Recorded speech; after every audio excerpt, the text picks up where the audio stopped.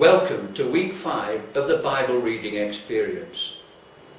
The end of Genesis records the covenant promise over Abraham's descendants, declared first by Jacob, who prophesies the everlasting rulership of Judah's descendants, showing that it's through Judah that the Messiah will come, and therefore the fulfillment of the covenant with Abraham.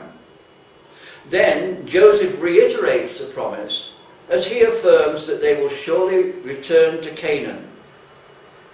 Joseph's words are a fitting end to Genesis as they lead us straight into the book of Exodus, which is chiefly concerned with the Israelites leaving Egypt for Canaan, the promised land.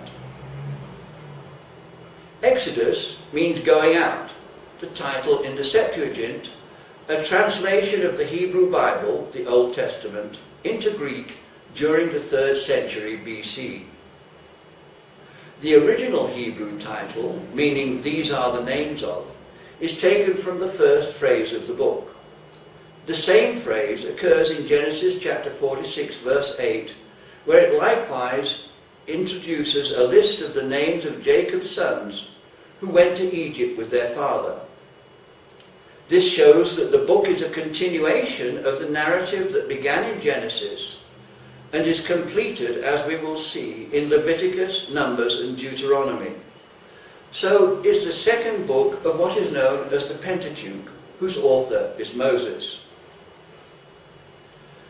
This book is not just the continuation of the story of the descendants of Jacob, but is the continued unfolding of the covenant made with Abraham, Isaac and Jacob, that their descendants will be like the sand on the seashore, will inherit the land of Canaan, and be a blessing to all the nations of the earth.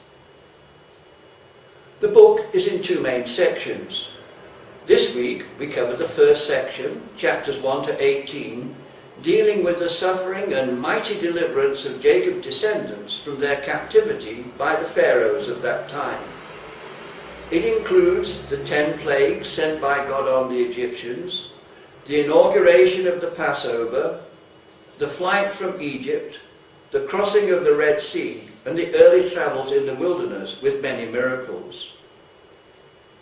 We see the family of Jacob, or Israel, grow from 75 into 12 tribes of a nation of about 3 million. How God delivers them in miraculous ways and prepares them to enter the promised land.